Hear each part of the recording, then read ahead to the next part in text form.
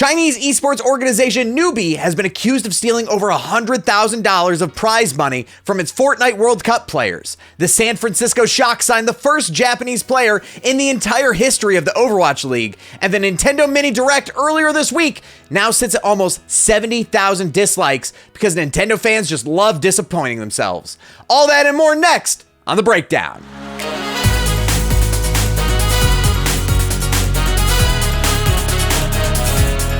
Salutations and welcome back to Checkpoint XP's show, all about the latest news in esports and video games. We post new videos every Monday, Wednesday, and Friday, and would love to hang out with you more often. You know how we make that happen? By making sure to hit the subscribe button and turn on notifications so that you can get a heads up whenever we drop new content, which is almost every single day. Now, let's jump straight into the news. Newbee accused of stealing $100,000 from Fortnite World Cup players. The Fortnite World Cup took place over a year ago in 2019, and one of the biggest promises of the event was that anybody who even just qualified for the tournament would be receiving $50,000 each. However, it's now being reported that any player who qualified for the tournament while a part of the Chinese organization Newbee has not seen a single dollar of prize money, and in some cases have been missing six-figure paydays that the esports organization just refuses to pay out. The news is being brought to light by Rydax, a coach in the EU and Asia region, when he finally went full bore on the org over Twitter yesterday evening.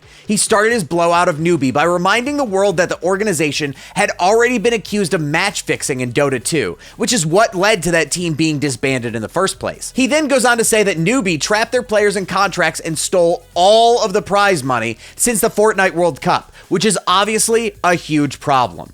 His follow-up tweet brings a really good point. This also explains the whole "why did two World Cup qualifiers quit the game immediately" situation.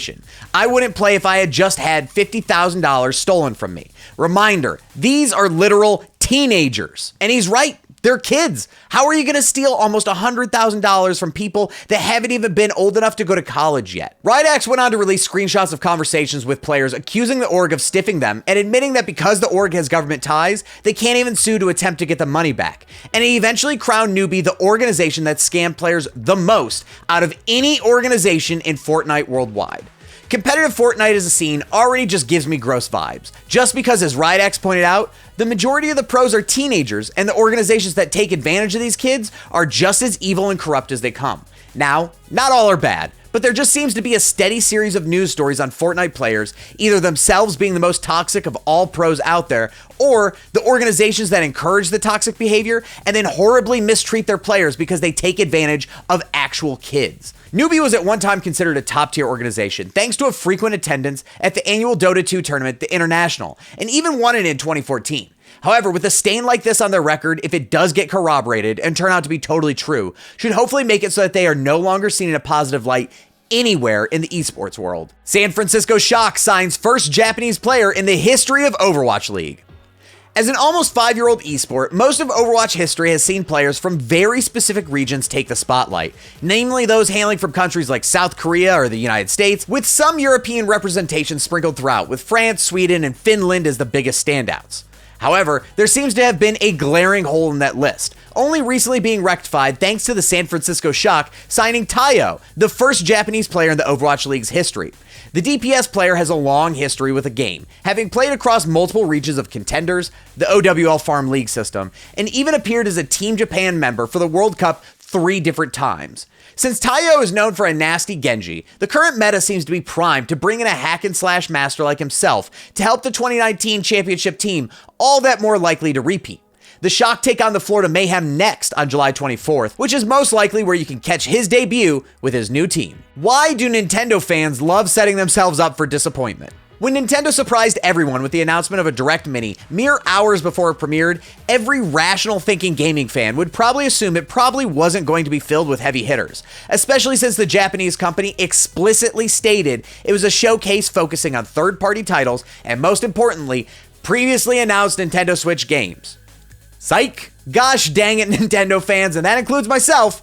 Why do you consistently love getting upset at things that weren't promised? The Direct was obviously not going to be a marquee tentpole event. The hope that so many Nintendo fans are clinging to at the moment is that without an impactful Direct in months and no hope for specific upcoming games throughout the rest of the calendar year, our little Nintendo hearts are desperate for a new Zelda, Mario, or even a Metroid title announcement. But when that didn't happen, the jilted Nintendo fans came for blood. It was because most of the fans speculated that the plushies behind CEO Tsunekazu Ishihara hinted at a Let's Go Johto remake was in the works. Wrong, nerds. And then they got upset.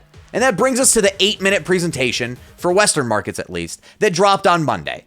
It wasn't mind-blowing. I didn't love it. But the fact that the latest direct now sits at almost 70,000 dislikes on YouTube because a new Breath of the Wild 2 was announced is wild. Yes, the Switch has had a dominating comeback after the disgrace that was the Wii U. Between Breath of the Wild, Super Mario Odyssey, Smash Bros. Ultimate, Pokemon Let's Go, Luigi's Mansion 3, Super Mario Maker 2, Animal Crossing New Horizons, and now, nothing.